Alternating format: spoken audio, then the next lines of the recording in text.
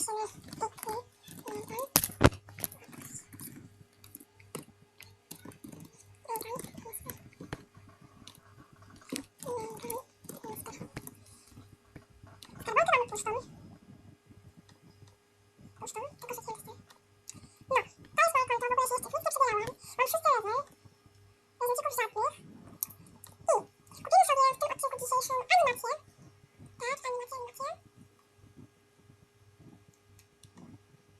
szkoły w ogóle.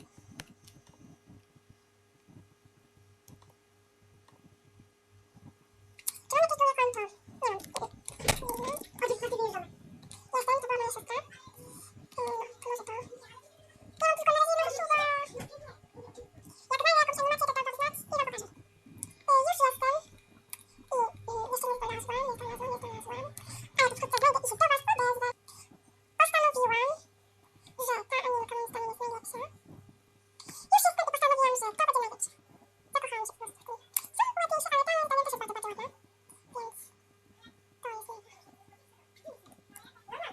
Dobra, już jestem i ta dziewczyna mi nie pisze. Oliwka ładnej nie ma. Jest tu. Ja mam 13 lat tego serio. Ja mam medalnie ETX wtedy. Tak wyglądam. Nie wiem, zmienię sobie usta. To tak. No. Już jestem i sobie zmieniam usta, bo...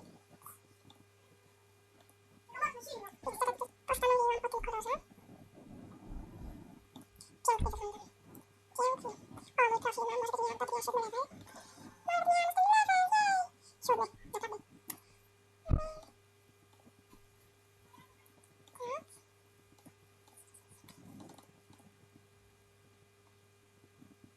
7 mam level, jej! Cieszę się. Next level, no.